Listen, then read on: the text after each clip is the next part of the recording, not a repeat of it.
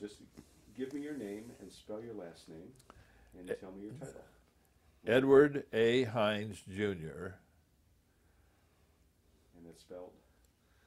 Edward, middle initial A, last name Hinz, Hinzjr. Okay. And when you were on the court, your title was? Associate Justice, the Court of Appeal, the State of California, Great. 2nd District, Division 3, and now retired. All right. And Justice Ashby, your name and title? Anytime. Justice Herbert L. Ashby, Court of Appeal. All right. All right, your first question. Anytime you're ready. Okay, well, we're here today for the Legacy Project, videotaping various retired justices for historical purposes. And you are about to become a part of history. Now, Ed, you were born in York, Nebraska. Born in York, Nebraska, May 26, 1933. And how long did you live in York? We lived there until I was 15, and that's 1948. And just after a week of 10th grade, we moved to Long Beach. What was the reason for the move? Well, my dad was a salesman in York, which involved calling on grocers within about a 50-mile radius of York, taking orders, and then having the Brown Fruit Company ship the vegetables and canned goods and everything to the grocery store. And those little towns mostly were connected with gravel roads, and he's fighting the Alaska blizzards, and he finally had enough of it. So his sister, he had 2 sisters in their families that lived in Long Beach, so we moved to Long Beach. And you attended Woodrow Wilson High School? Right. Did you have any problem integrating into the school? No, I don't think so. I think that's because I was both on the basketball and baseball team, and teammates get friendly in a hurry. So that was no problem. Now, at Woodrow Wilson, you met the most important person in your life, didn't you? I sure did. And who might that be? That's Pat, my wife. Yeah, and I met her. This is kind of sad. I went through 3 years of high school and never dated her. And then, at the end of the school year, we had ditch day at Catalina. And when we docked, I waited. She came down the gangplank, and I asked her if she wanted to go off to have our lunch with a bunch of people, and she said yes. And next thing you know, we're going to the senior prom and the graduation dance and all that. Now, at that time, did she know that you intended to go to Harvard? Yes, yeah, that had already been decided. At that time, did you know that she would become an internationally known artist? No, I did not know that, but she sure has. I mean, I'm talking about Japan, Russia, England. I mean, Reagan Library. Reagan Library. She has and the Bush Library. I mean, she gets around with her artwork. Well, how did you pick Harvard? Well, when I was a junior at Wilson, they every year awarded called the Harvard Prize Book. This was some famous book that they had printed up with a red cover that said Harvard on it, and they would present that to a junior boy, because girls didn't go to Harvard, and that put you in line to be considered for a scholarship when you were a senior. So I got that book, and I decided I wanted to go to Harvard. I also had been admitted at Caltech, but I decided that Harvard was better. So when you were taking the pre-college course, what were you majoring in? Well, pre-college? You mean? Well, in high school. In high school. Well, just a general high school thing. I had a lot of science. I wanted to be a chemist, and so I had chemistry and physics and all the math I could get. In high school? In high school. And so you were a chemistry major at Harvard? I was. That's right. And how long did you attend Harvard? 2 years. And did you decide at that time that you should have gone to Caltech, or did some other intervening force? I ran into one of 4 draft boards in Long Beach, 129 to be exact, which was probably the worst draft board in the United States. They had a tremendous dislike for Long Beach men who went out of state to college. So they drafted me. And I should have been deferred because I was in the upper third of the class. I should have been deferred because I took the exam they had and passed it with flying colors. But they informed me that those things were not mandatory, they were advisory. I had to take a number of papers to the registrar at Harvard, who was named Skiddy von Stoddy, and he was a very precise, distinguished gentleman. And I handed him the papers, and he looked them over, and he said, "Ed, you have the goddamnedest draft board I've ever heard of." Well, the upshot of it was I got drafted, and so I went off to the Army. And where did they send you?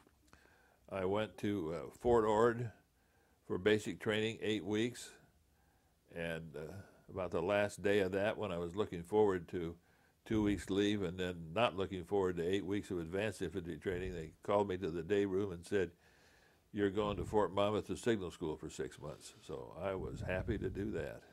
So I went there for 6 months, and when I graduated there, they transferred me to Fort Hood, Texas, where I joined the signal company of the 4th Armored Division, which is being reactivated.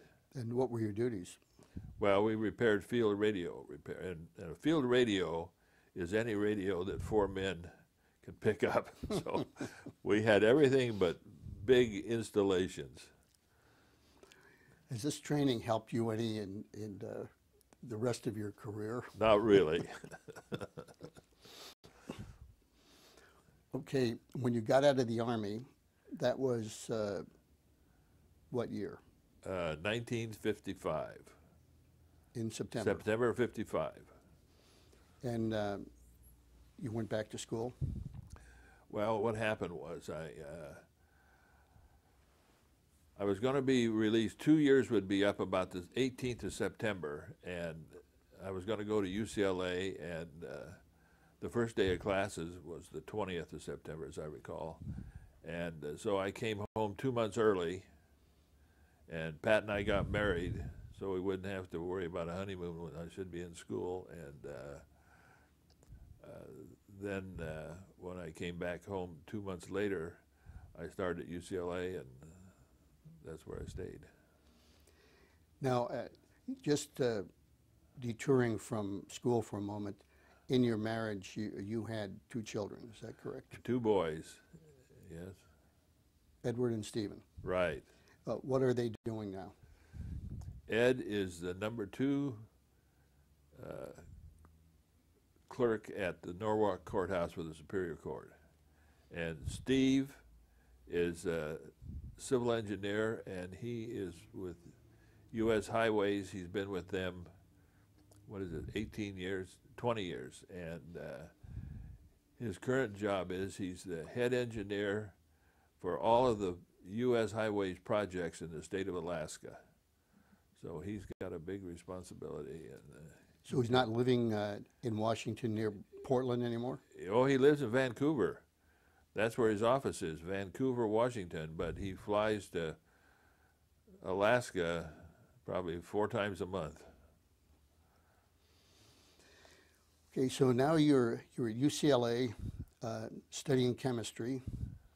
Yeah, and after my first year at Harvard, I wrote a letter to Shell Oil Company and Dow Chemical asking for summer employment, and they both offered me jobs. Shell was the best one money-wise, and so I worked for them, and then I worked 2 succeeding summers there, and I found out, thank God, that I didn't want to be a chemist when I saw what they did all day. And it was not my idea. You didn't see anybody. You didn't deal with people. You're just in a cubicle and you're washing dishes and pouring stuff from one thing to another. So I went to my advisor at UCLA, Dr. Shields, and he said, well, we're going to give you 2 aptitude tests. I'll give them to you today, and then you come back in a week and we'll know what to do. So I took the 2 tests, and I came back in a week, and when I walked in, he said, hi, and then he said, well, it's all settled. And I said, what's settled? He says, you're going to law school. So I said, what? And so I ended up going to law school, and I said, which one? I don't know anything about law school. He says, go to Hastings. They've got the faculty, the 65 Club, that you ought to go there. So I did, and that's where I went to law school. Now, did you live in San Francisco? No, we lived in Berkeley. We lived in Berkeley, and Pat taught elementary school in Berkeley, and we lived about a block and a half from her school, and then I commuted to San Francisco, and that way we only needed 1 car. And Berkeley School District was a great school district to work for, and Berkeley was a great place to be because it was before the revolution, so it was a very quiet, wonderful place, and they were much better than San Francisco. She applied there to be a teacher, but they wouldn't tell her what school she was going to be in, and they said, if we do hire you, you're going to be on a stage, and you're not going to be in a classroom, and she wasn't interested. So that's happened. Now, when I was at UCLA, I graduated with honors in political science, and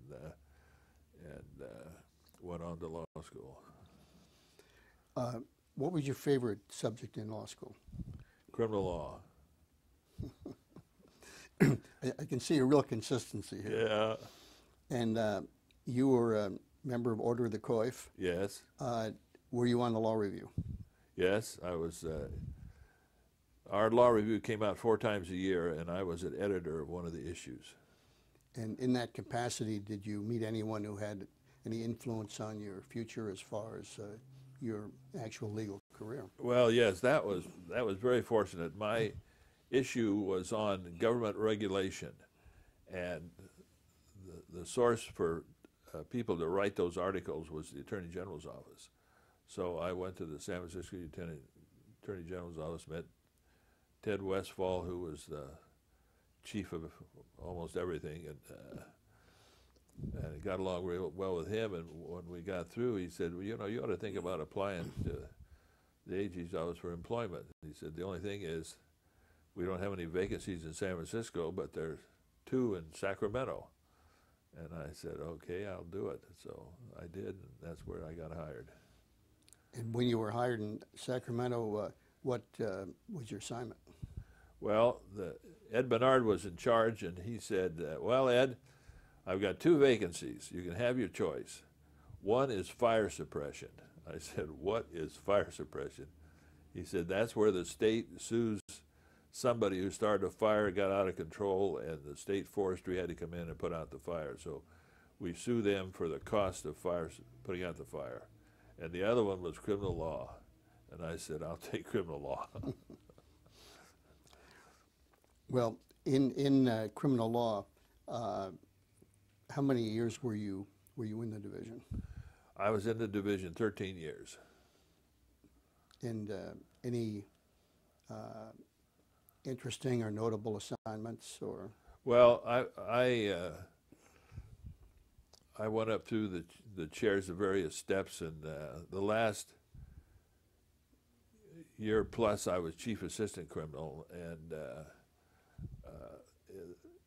it was a fantastic job because the deputies were so talented that if you had a problem come in a memo and you sent it off to somebody to handle, you just say, take the appropriate action, and they knew what to do. It was fascinating, and I had a number of interesting cases. One in particular was a narcotics case where the defendant had been sent to the narcotic program, the compulsory narcotic program, and he was attacking that on the grounds that the code says substantial compliance with a section that required 2 doctors, and they only had 1. So the argument was that was substantial compliance. But I found out by researching the case and all that this guy wasn't eligible for that program anyway because of his prior criminal record was so horrendous. So I'm up there arguing in front of the Supreme Court, and Tobriner hits me with that. Well, how can 2 be compliance with 1? I said, well, it really doesn't make any difference because he's not eligible. He has 2 prior robberies and what have you, and he's not eligible. And he says, okay. And then the other lawyer got up to argue, and Tobriner, with tears in his eyes, bouncing up and down the chair, said, if what the AG says is true, what can we do for this guy? Well, they had to do the right thing, which means I won the case. Now, do the words Isla Vista mean anything to you? Isla Vista, that was, they had the big riot down there in Santa Barbara in Isla Vista, which is the bedroom area of the college, and things got out of control. The Santa Barbara cops had no control over what to do, and so they realized that their salvation was to call LA Sheriff's Office and have the Special Enforcement Bureau come up. And these guys are all 220, 30 pounds, can run like deers, they can lift 500 pounds, they're just monsters. And they got up there and brought control to the area. For instance, if a Santa Barbara sheriffs were going down the street in a truck, these kids would throw rocks at them.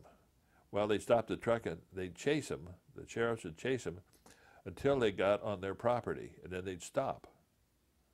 So it was King's X. Well, here comes a truck full of SEB guys, and they threw rocks at them, and boy, these guys chased these guys all the way up to their apartment door, knocked the door down, and carried the guy out of there by the back of his neck. So they really saw things. So there were several deputies down there and a whole bunch of investigators looking at claims that students had made against law enforcement arising out of that thing. And so I was sent down there to find out what was going on. So I go to the deputy in charge of it, and I said, he said, we got 300 cases. I said, wait a minute, I can't read 300 cases. I want your 3 best, the strongest 3 cases you've got. I want to look at those first. So he brought in 3 cases, and I read them, and I said, you don't have a case here. There's no evidence that anybody did anything to these kids. And it turned out they didn't have a case in the whole carload. A whole lot of complaints were made against a campus cop who that whole month was on vacation in the state of New York, but they were accusing him of beating them and what have you and another. A girl, her father was a bigwig. He called the Attorney General and said, my daughter was groped up there. I want something done with it. So the investigator goes out there and finds out that the complaint was made by a girlfriend of this girl. And she hadn't seen anything happen, and she just made it up. And so this girl was never groped in the first place. Well, we never did file anybody with charges because they did not have a case where a guy was identified as having done anything wrong. The U.S. attorney called me and tried to lord it over me. He said, we're investigating this, and if you don't indict somebody, we will. And I said, listen, get this straight. I'm not indicting anybody that I haven't got a case on. And if you want to indict the whole bunch, that's up to you. Well, the upshot of it was we didn't get an indictment, and he didn't either. Probably shouldn't mention this to you, but he called me first, and I referred him to you.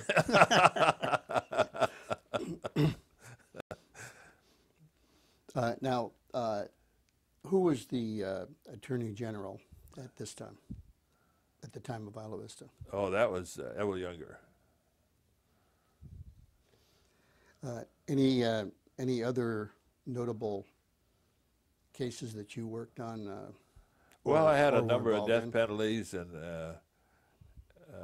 you know, in 12 years I was a deputy doing nothing but writing criminal appeals, and there were a whole lot of cases. I have to tell you one thing about Evil Younger. He had a son, Eric, and Eric was working in the criminal law division, which meant I was supposed to be his boss. So I called him in to tell him, give him an assignment, and he didn't want to do it. And I said, well, it's not a question whether you want to do it. You've got to do it. He said, I'm going to see my dad. So off he goes. About 10 minutes later, the phone rings, and my clerk says, Attorney General wants to see you right now. And I'm walking up to the top floor, and I'm thinking, God, if he let him get out of this thing, I'll never have any control over him. Not a chance. No. So I go in there, and Evil says, Ed, Eric was up here complaining about something you told him to do. I said, I don't even want to hear it. If Ed Hinz tells you to do it, you do it. Have you got that? So that relieved all my fears, and I thought Evil Younger was the greatest boss in the world. Yep, well, I have to agree on that one. Okay, now, when did you get the idea of that you'd like to be a judge?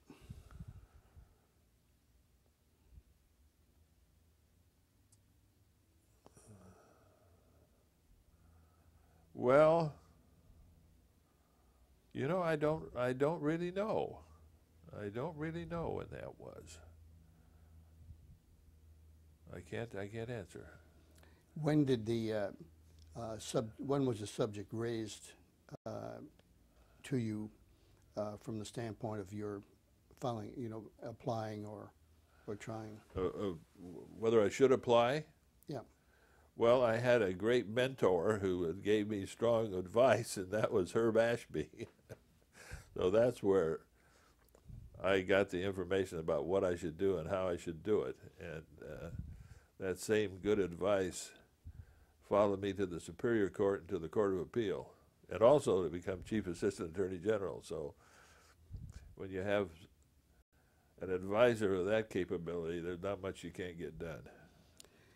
Well, you moved very quickly. You were on the municipal court for about a year. 1 year, yeah. And then you moved up to the Superior Court. Did you notice much of a difference? Were you a lot happier in one or the other, or? Oh, I was a lot happier. I enjoyed being on the municipal court. Don't get me wrong. I enjoyed that. I had spent the whole time in the traffic courts building, and most of the first 6 months I did nothing but try drunk driving cases, and the last 6 months I was the presiding judge, and I enjoyed that. But the Superior Court is handling cases of much more substance and more legal issues involved, and that was really my forte, because I'd spent 12 years learning criminal law, and I enjoyed the chance to use some of that knowledge. Now, in the Superior Court, you had one case that became very famous, like 20 years after you tried it. Yeah. And that was Tookie Williams. That's right. Stanley Tookie Williams. In 1980, when I was sitting on the Superior Court and assigned to Torrance, I got that case because I was the junior guy and nobody else in the building wanted it. So Tookie was charged with 4 murders. They're seeking the death penalty on all of them. He had gone to a 7-Eleven store to show his 2 friends how to conduct a robbery, which consisted of going into the store with a sawed-off shotgun, blowing the head off of the victim so he never can identify you, and then taking the money and run. So they had a practice run at a 7-Eleven store where they made $35. And then a few days later, they go to a motel in Compton. The office to the motel was open. They went in there, they opened the cash drawer, and they took $75. And there was a locked door behind the office where the family lived, Oriental family, a father, a mother, a daughter, and a son, all adults. And Tookie, for some reason, hit that door, and he was the most powerful guy I ever saw in person. I mean, he was huge and muscular and mean. He hit that door so hard he didn't break the door. He just took out the door frame and everything. And the father comes running up to see what's going on. He blows his head off. The mother gets that same treatment. The daughter gets that treatment. The son is one of these types that takes him a while when he wakes up to realize where he is, so he delayed coming out there, and when he got out there, old Tookie was gone. So Tookie's had two words of advice for his people. Use a shotgun, kill all the witnesses, and pick up the casings, and they'll never make a case on you. Ballistics case. So Tookie left a casing that got lodged between a coffee table and a couch. And when the cops got out there, they got the casing. They arrested Tookie. He had the shotgun, and they proved that his shotgun fired that casing. So that was it. Now, Tookie, when the jury got into consideration whether or not he committed first-degree murders for him, whether he was special circumstances and the robberies and burglaries and all that associated with it. And while they're deliberating, of course, he's locked up downstairs and the jury's up on the 5th floor and locked up. The jury arrives at a verdict. My bailiff gets the 2 alternates in court, and one of the alternates says, Tookie threatened the jury. And I said to him, how did he do that when he is downstairs locked up and the jury's locked up 5 floors above him? Turned out that when the jury returned its verdict finding him guilty of all those murders and special circumstances and the other crimes, he turned toward the jury and mouthed the words, I'm going to get you, you blankety blanks. Now, the court reporter didn't hear it because he just mouthed the words, but the jurors sure did. And so I had to have a little hearing about that. And so I had the foreman in court, and I said, now, did that subject matter come up about the threat? He said, yes. Some jurors said he threatened us, and the foreman said, I don't want to hear anything about it. We can't consider that. We want to do our case, and once we get done, we can talk about that all you want to, which was about the best answer anybody could give to that question. So they found him guilty of everything under the sun. The penalty phase, Tookie refused to let his attorney put on any evidence. That was kind of dicey from the legal standpoint because one of the Supreme Court decisions said the attorney's got to put on something. There's something you can find good about everybody. But I had a hearing and found out that the reason that the lawyer, who was a good lawyer, he was named Defense Lawyer of the Year in the LA County that year, was concerned that if he put that on about his good character, they would then bring in the fact that Tookie was leader of the Crips and was responsible for over 1,000 deaths, and they got into a war with the Bloods, and they were killing 300 or more of each year. They finally settled their differences after 6-7 years, and then the next year they got into a whole new battle over who has which corner to sell cocaine from.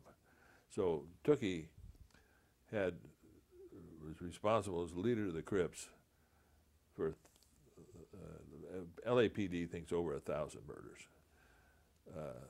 Well, with everything you learned about him during that trial, when he was up for execution 20 or 25 years later, did he sound familiar, what they were saying about him?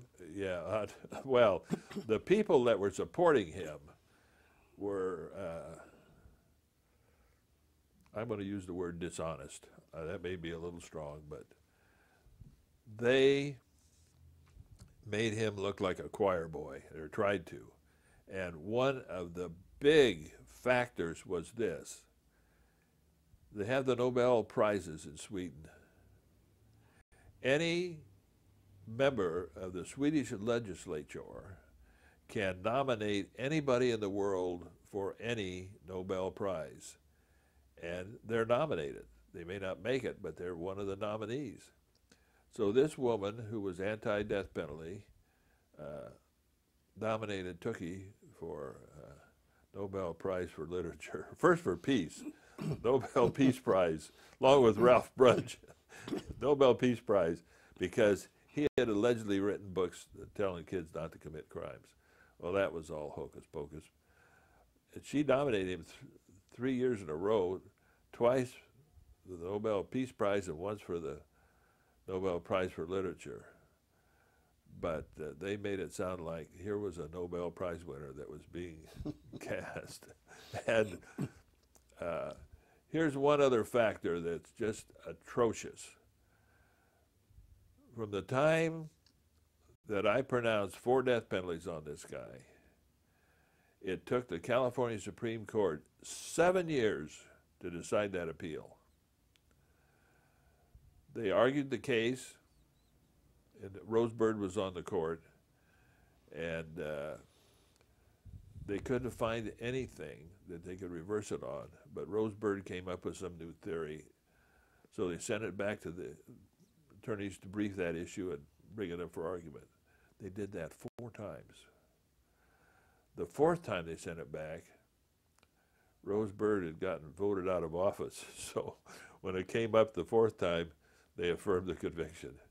Now that took them 7 years, and then the Ninth Circuit got the case, and they took 17 years to resolve that case. And his claims were to be charitable bogus. For one, he claimed the jury was biased against him because he threatened to kill him. Well, when the lawyer brought that up to me when the time of sentencing, I said, hey, your guy is like the guy that killed his parents and then asked for mercy because he was an orphan. That's not going to fly. And then he claimed that he wrote copious notes and his lawyer wouldn't read them. And then he claimed that it wasn't fair because his wrists were chained to his waist on a waist chain. That was because he had tried to escape a couple of times. So the issue comes up is how could he write copious notes when his wrists are attached to his waist? Those were the kind of things. And there was never any doubt who did it because there was no defense evidence. He didn't take the stand. He didn't have any witnesses that amount to anything. And they had ballistics on him. They had 2 of his Confederates who were given immunity to testify against him. They had people that saw him do this and that and the other thing, and he bragged to the family he was living with about what a professional job had been done at the Compton Motel, and I did it, and I'm the big hero on how to do these things. So between confessions and ballistics and eyewitnesses, it was open and shut case. Well, based on your experience in that case and in other cases and your experience in the Attorney General's office with the appeals generally, what comments do you have, if any, about the death penalty, the way it's being handled in the state of California? Well, it's almost more accurate to say we don't even have the death penalty. The law was reinstated in 1978, and there have been something like a dozen deaths imposed since then.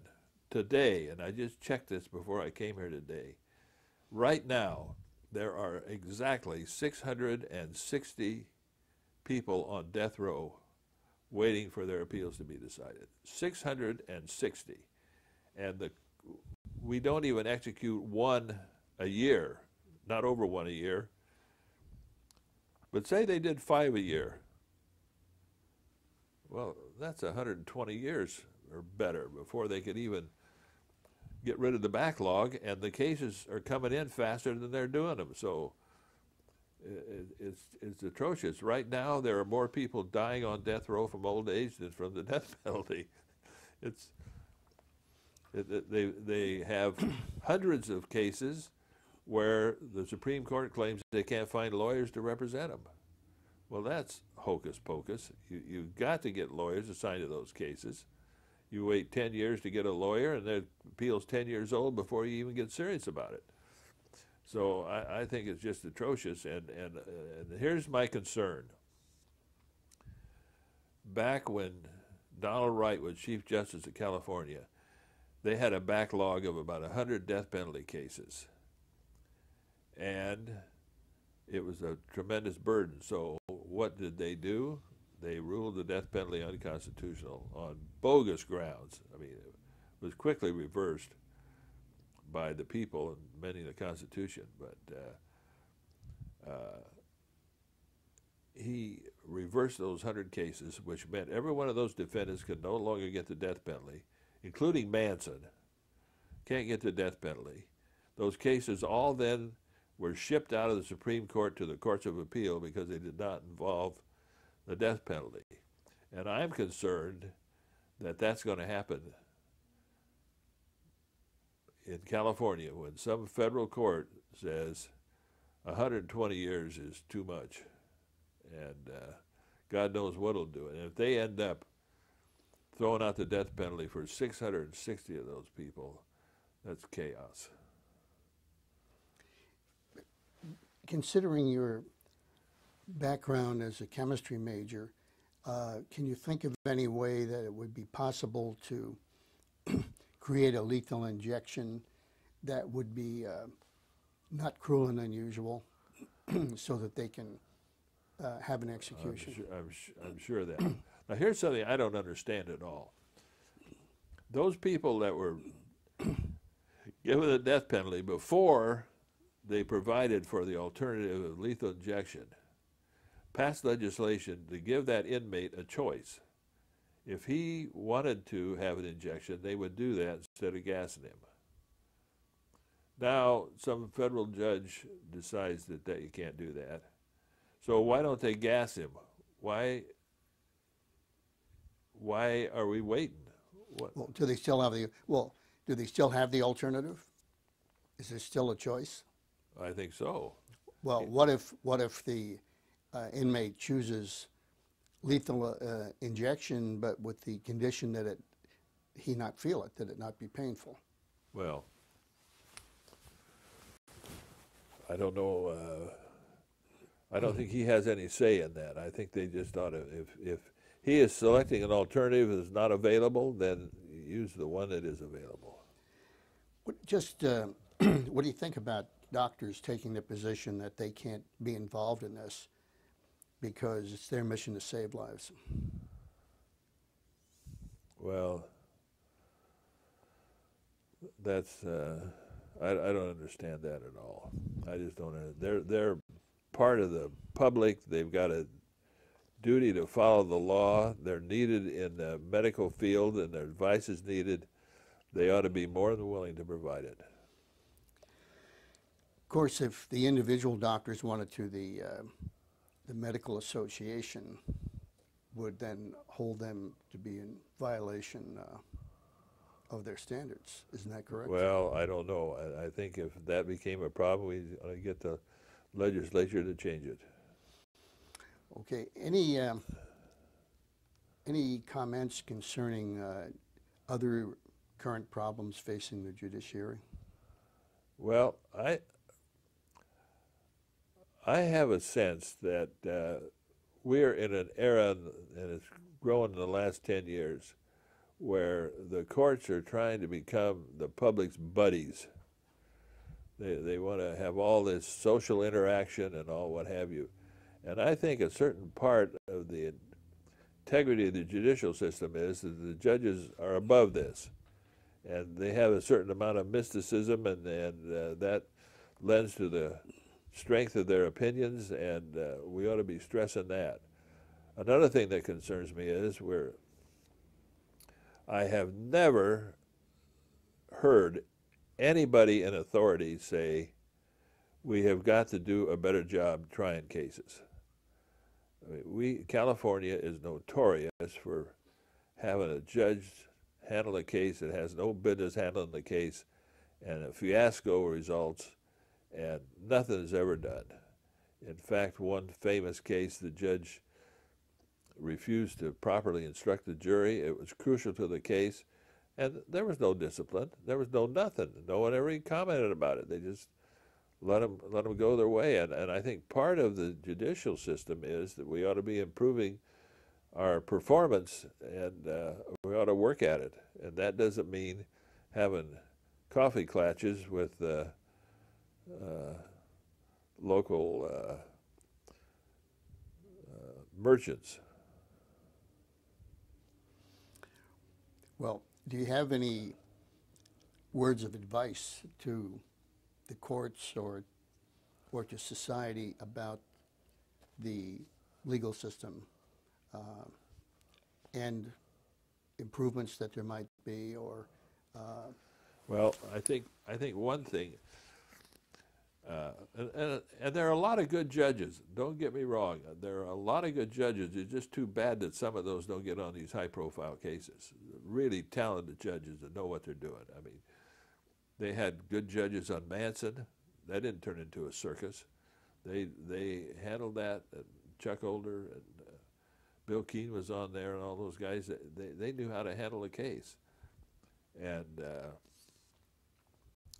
I think we just got to work on that. Now, part of it is that there are some judges, and I hate to see this, that are so wishy-washy, you don't even know who the heck is in control of the court.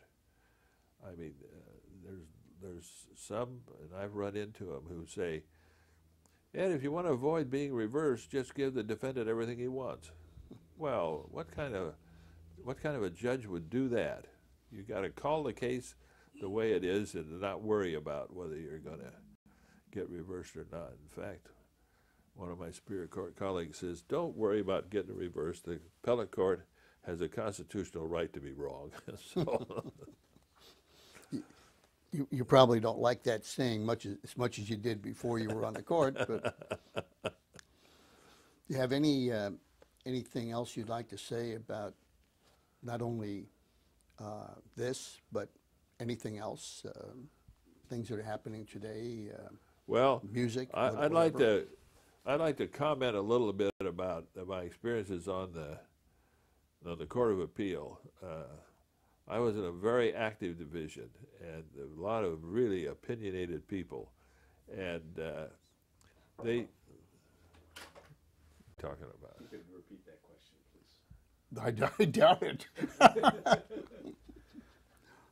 But just about the Court of Appeal. But remember where you were Yeah. On the Court of Appeal. So, Wait a minute, I don't think we're started yet. oh. So we had this criminal case, involved criminal issues, and my colleagues used to say I was the criminal law guru because my whole career as a lawyer in the AG's office, and my whole career, almost without exception, on the Superior Court was in criminal law, that I was the expert on that. But that didn't stop him from going the other way on a case. And one I've just got to mention. We had this case. Was this Polanski? Polanski, I couldn't think of his name.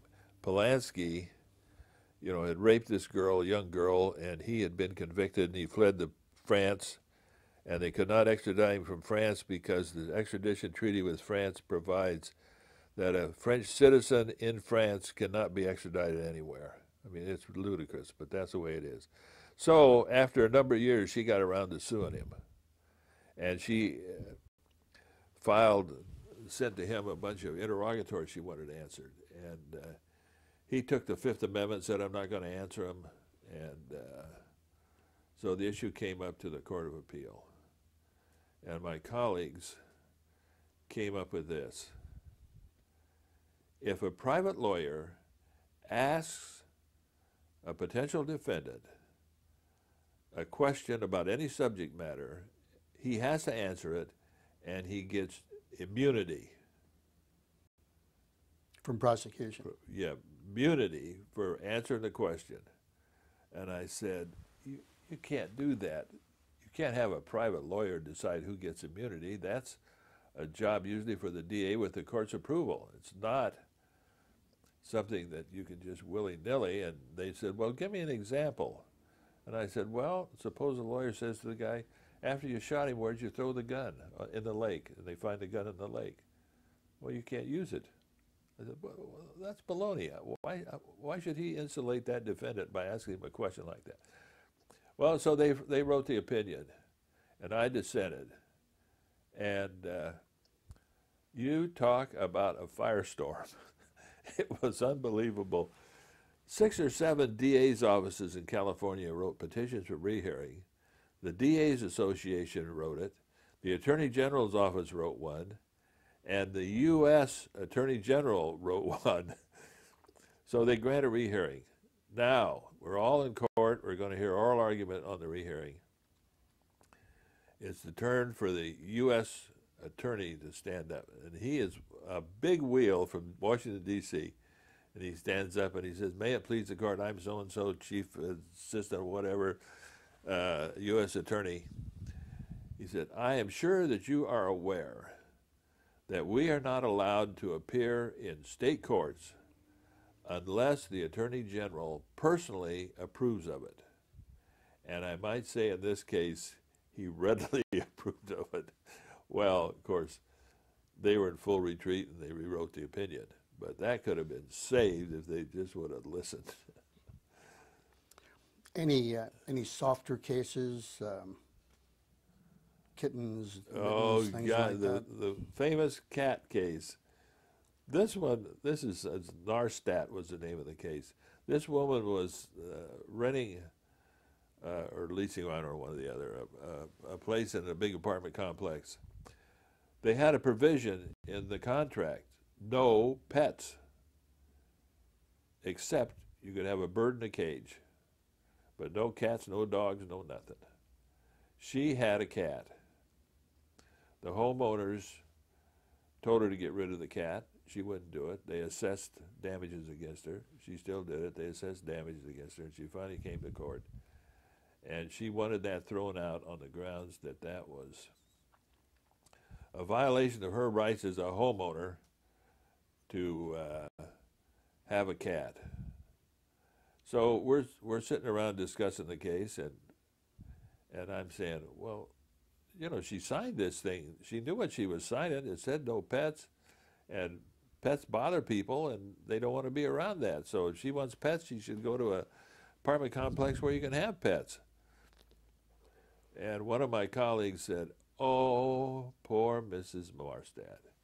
She's 80 years old. All her companions have passed on. She has no friends, and the only thing in the world she's got is this cat. And how can we take it away from her? And I said, where in the record does it say she's 80 years old and her friends are gone and all this and that? Well, nothing of it. That night, I'm looking at the evening news, and they have a camera in Ms. Narstad's apartment, and she is dolled up like you can't believe. She's relatively young. She has this suave-looking boyfriend in there with her. So I came back the next day and said, well, forget about her. She's got all the companionship she wants. It didn't change their mind. So that's the way the opinion came out with my dissent. And we said, among other things, we had never seen an apartment that looked like a castle.